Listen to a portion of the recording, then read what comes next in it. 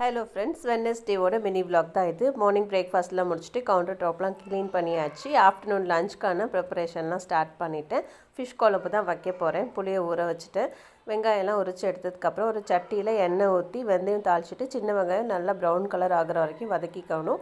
அதுக்கப்புறம் தண்ணி சேர்த்துட்டு தக்காளி கரைச்சிட்டு மஞ்சத்தூள், மிளகாத்தூள், குழம்புத்தூள் எல்லாமே சேர்த்துக்கணும்.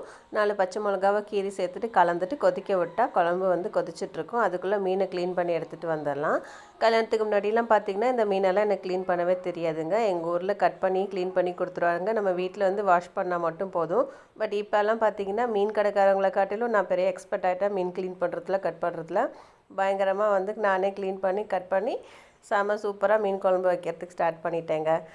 மீன் குழம்பும் ரெடி ஆகிடுச்சு. நல்லா மீனெல்லாம் போட்டுட்டு எடுத்தோம்னா சூப்பராக கமகமன்னு மீன் குழம்பு இருக்கும். மீதி இருந்த ஃபிஷ்ஷெல்லாம் பிரட்டி வச்சுட்டேன் பொரிக்கிறதுக்காக. Lunch over. இதே மாதிரி இன்னொரு மினி விலாகில் மீட்